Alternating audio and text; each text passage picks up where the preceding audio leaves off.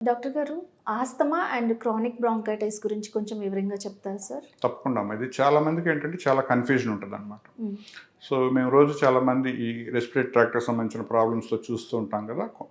వాళ్ళే వచ్చేసి ఇంతకుముందు వేరే డాక్టర్‌ని కలిసుంటారు. కలిసి రాంగానే నాకు ఆస్తమా ఉందండి, లేదంటే నాకు క్రానిక్ బ్రాంకైటిస్ ఉందని వాళ్ళే చెప్తూ ఉంటారనమాట. హ్మ్.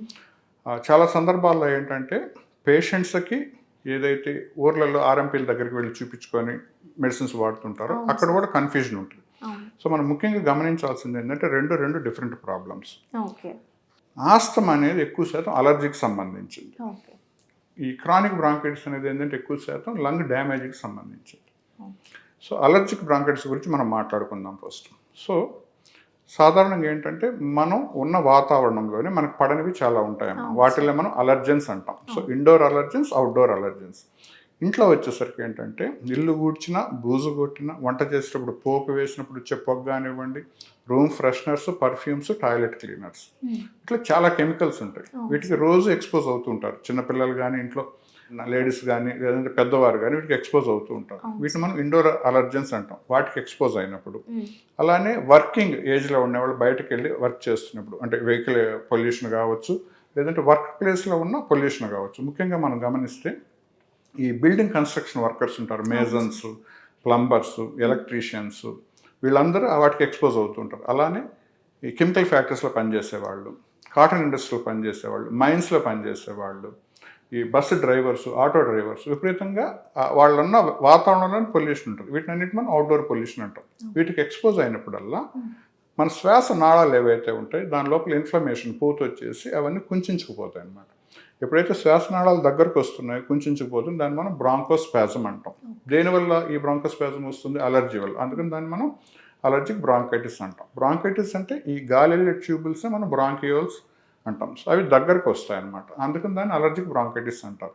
సో, ఎప్పుడైతే అలర్జిక్ బ్రాంకైటిస్ ఉందో క్లియర్ కట్‌గా వాళ్ళు వీటికి ఎక్స్‌పోజ్ అయినప్పుడే, సీజన్స్ మారినప్పుడే, పడనివి తిన్నా, తాగినా, పీల్చినా మాత్రమే ఈ ప్రాబ్లమ్ వస్తదన్నమాట. హ్మ్. అటువంటి సందర్భాల్లో అప్పటి వరకు బావుంటారు. పడిన వాటికి ఎక్స్‌పోజ్ అయిన వెంటనే ఒక 20, 30 తుమ్ములు రావడము, ముక్కు కారిపోవడం, అవును. గొంతులో నస అనిపించడం, పొడి దగ్గు, ఛాతీ బరువుగా అనిపించడం, ఛాతీ బిగేసుకుపోవడం, శ్వాస తీసుకోవడం ఇబ్బంది.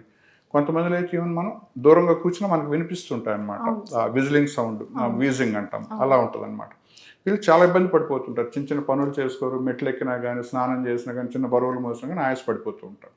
సో, దాన్ని మనం ఎక్స్‌రే చేసి చూసుకొని, ముఖ్యంగా లంగ్ ఫంక్షన్ టెస్ట్ అంటారు. స్పైరోమెట్రీ అంటాం. పల్మనరీ ఫంక్షన్ టెస్ట్ చేసి చూసుకొని, చిన్న blood test, complete blood picture, అలానే అలర్జీకి సంబంధించిన ఈసినోఫిల్స్ కౌంట్స్ ఎలా ఉన్నాయి, ఐజీ లెవెల్స్ ఎలా ఉన్నాయి చూసుకుంటే మనకు క్లియర్‌గా తెలిసిపోతుంది. Okay sir. ఇది అలర్జిక్ బ్రాంకైటిస్‌నా ఇంకా వేరే ఏదైనా అనేదన్నమాట. హ్మ్. ఒకసారి అలర్జిక్ బ్రాంకైటిస్ అని కన్ఫర్మ్ అయ్యాక అలర్జీని తగ్గించుకునే మెడిసిన్స్ వాడుకుంటూ, ఇంతకుముందే చెప్పాను కదా! ఆ గాలి ట్యూబ్స్ బిగుసుకుపోతాయి, బ్రాంకోస్పాజమ్. అవును. అవి తెరిపించుకునేదానికి మనం ఇన్హేలర్స్ వాడతామన్నమాట. ఓకే. సో, ఇలా చేస్తే మాత్రం చాలా వరకు బాగా ఏదైతే సింప్టమాటిక్‌గా ఉన్నారో బాగా తగ్గిపోయి చాలా కంఫర్టబుల్‌గా ఉంటారు. కానీ గుర్తుపెట్టుకోవాల్సింది ఏంటంటే అలర్జిక్ బ్రాంకైటిస్ ఒకసారి మనకుంది అంటే అది లైఫ్ లాంగ్ మనతోనే ఉంటుంది. ఓకే. ముఖ్యంగా మనం అలర్జిక్ దేనివల్ల వస్తుంది అలర్జెన్స్‌ని ఇప్పుడు మనకి అలర్జీ స్కిన్ ప్రిక్ టెస్ట్ అని అవైలబుల్ ఉంది. హ్మ్. రోజు మనం తినేవి, తాగేవి, పీల్చుకునేవి అలర్జీ స్కిన్ టెస్ట్ రూపంలో చేసినప్పుడు మనకు క్లియర్‌గా తెలిసిపోద్దనమాట. మన బాడీకి ఏవి పడుతున్నాయి, ఏవి పడట్లేదు. హ్మ్. వాటిని దూరంగా ఉంచుకుంటూ, ప్రాపర్‌గా యాంటీ అలర్జీ మెడిసిన్స్ వాడుకుంటూ, ఇన్హేలర్స్ తీసుకుంటే చాలా వరకు మనం ఈ ఆస్తమాను అదుపులో ఉంచుకోవచ్చు. Okay sir. రెండోది ఏంటంటే మనం క్రానిక్ బ్రాంకైటిస్. అలర్జిక్ బ్రాంకైటిస్‌ని అలానే వదిలేస్తే, సరిగ్గా దాని ట్రీట్మెంట్ తీసుకోకపోతే, చూద్దాంలే, చేద్దాంలే, వచ్చినప్పుడు తీసుకుంటూ ఉంటే ఒక 50 ఇయర్స్ వయసు దాటాక హ్మ్. అది కూడా క్రానిక్ బ్రాంకైటిస్‌గా మారుతది. కానీ క్రానిక్ బ్రాంకైటిస్‌కి మెయిన్ రీజన్ మాత్రం స్మోకింగ్ అమ్మ. ఓకే. స్మోకింగ్ చేసే వాళ్ళలో ఆడవారు కావచ్చు, మగవారు కావచ్చు, 50 సంవత్సరాలు దాటాక లోపల ఏదైతే ఆ స్మూత్ మెంబ్రేన్స్ ఉంటాయో, ప్రొటెక్టివ్ మెంబ్రేన్స్ ఏవైతే ఉంటాయో, సీలే ఏదైతే ఉంటుందో అవన్నీ డ్యామేజ్ అయిపోతాయన్నమాట మనం చేస్తున్న స్మోకింగ్ వల్ల. సో, హుహు. ఇక్కడ ఓన్లీ స్మోకింగ్ అయినా కాదు. ఇంతకుముందు ఇప్పటికీ కొన్ని చోట్ల రూరల్ ఏరియాస్‌లో ఫైర్‌వుడ్ కుకింగ్ వాడుతున్నా గానీ, అవును లేదంటే సార్. ఏదైనా బయోమాస్ ఫ్యూయల్స్ వాడుతున్నా గానీ, వాటికి దగ్గరుండి ఆ పొగను పీల్చినప్పుడు హ్మ్. Over a period of time మళ్ళీ 50 ఇయర్స్ అండ్ అబవ్‌లో మాత్రమే క్రానిక్ బ్రాంకైటిస్ వస్తది. ఓకే. వాళ్ళలో కూడా ఈ లోపల స్మూత్ ప్యాసేజెస్, లంగ్ ప్యాసేజెస్ లోపల ప్రొటెక్టివ్ మెంబ్రేన్స్ మెకానిజం దెబ్బతిని క్రానిక్ బ్రాంకైటిస్‌గా మారుతది. హుహు. కానీ ఇక్కడ అలర్జిక్ బ్రాంకైటిస్‌కి, క్రానిక్ బ్రాంకైటిస్‌కి తేడా ఏంటంటే, క్రానిక్ బ్రాంకైటిస్ అనేది 24/7 త్రూఅవుట్ పర్సన్స్ లైఫ్‌లో ఉంటదనమాట. ఓకే. దగ్గుతూనే ఉంటారు, దగ్గినప్పుడల్లా కఫం పడుతూనే ఉంటది. చిన్న చిన్న పనులకు కూడా ఆయాస పడిపోతూ ఉంటారు. అలర్జిక్ బ్రాంకైటిస్ అనేది మనం పూర్తిగా అదుపులో ఉంచుకోవచ్చు. మనకి ఎలా అయితే హైపర్ టెన్షన్, డయాబెటీస్ ఉంటే మనం ప్రాపర్గా మెడిసిన్స్తో పూర్తిగా అదుపులో ఉంచుకోగలమో, క్రానిక్ బ్రాంకైటిస్కి అలా ఉండదన్నమాట. క్రానిక్ బ్రాంకైటిస్ అనేది ఒకసారి లోపల సెట్ ఇన్ అయిందంటే అది ప్రోగ్రెసివ్గా లంగ్ని డ్యామేజ్ చేస్తూనే ఉంటుంది. వయసు పెరిగే కొద్దీ ప్రాబ్లం పెరుగుతూనే ఉంటుంది. సో ఒక ఊటబాయి లోపల మనకి ఎలా అయితే నీరు వస్తూ ఉంటుందో వీళ్ళకి దగ్గు వస్తూనే ఉంటుంది, కఫం వస్తూనే ఉంటుంది. చిన్న చిన్న పనులు కూడా ఆయాస పడిపోతూ ఉంటారు. సో వయసు పెరిగే కొద్దీ ఏమవుద్దంటే ఆ లంగ్స్ మధ్యలో ఏదైతే హార్ట్ ఉంటుందో దాని మీద కూడా ప్రెషర్ పడి హార్ట్ ఎన్లార్జ్ అవ్వడం బిగిన్ అవుద్ది అనమాట.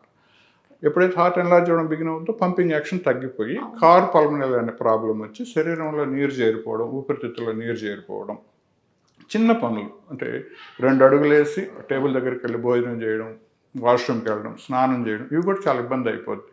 గ్రాడ్యువల్గా అంటే వీళ్ళలో ఆక్సిజన్ లెవెల్స్ కూడా తగ్గుతూ ఉంటాయి అన్నమాట. సో ఎండ్ స్టేజ్ ఈ క్రానిక్ బ్రాంకైటిస్కి వచ్చేసరికి ఏంటంటే చాలా ఫ్రీక్వెంట్గా హాస్పిటల్ అడ్మిషన్ రావడం, విపరీతంగా ఆయాస పడిపోవడం, హాస్పిటల్ అడ్మిట్ అవ్వడం, ఆక్సిజన్ లెవెల్స్ డ్రాప్ అయిపోవడం, ఇంట్లోనే ఆక్సిజన్ సిలిండర్స్ పెట్టుకోవాల్సిన అవసరం రావడం, అలానే ఆ లంగ్స్కి హార్ట్కి మీద ఏదైతే ప్రెషర్ పడుతుందో దాన్ని తగ్గించేదానికి నాన్ ఇన్వేజివ్ వెంటిలేషన్ అంటాం, బైపాప్ లాంటి పరికరాలు వాడడం చాలా మందిలో మనం చూస్తూ ఉంటాం.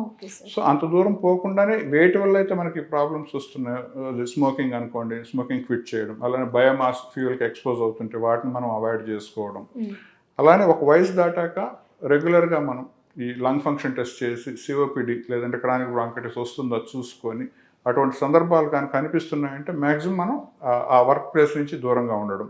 అలానే అందరికీ తెలుసు చిన్నపిల్లలకు మనం వ్యాక్సిన్ వేపిస్తాం, అలానే ఇప్పుడు పెద్దవాళ్ళకు కూడా వ్యాక్సిన్స్ వచ్చినాయి అనమాట. దాన్ని అడల్ట్ ఇమ్యునైజేషన్ అంటాం. సో దాంట్లో ఇన్ఫ్లుయెన్జా వ్యాక్సిన్, న్యూమోకాకల్ వ్యాక్సిన్ అని ఉంటాయి. ఇవి తప్పనిసరిగా ముఖ్యంగా ఈ క్రానిక్ బ్రాంకైటిస్తో బాధపడే వాళ్ళకి షెడ్యూల్ ప్రకారంగా కానీ వేపిస్తే మిగతా వాళ్ళతో పోలిస్తే వీళ్ళకి ఇన్ఫెక్షన్స్, న్యూమోనియా వచ్చే ఛాన్సెస్ ఎక్కువ ఉంటాయి కాబట్టి మనం వ్యాక్సిన్ వేసిన దానివల్ల ఆ న్యూమోనియా రాకుండా మనం వీళ్ళని కాపాడుకోవచ్చు అన్నమాట. Okay sir. Thank you.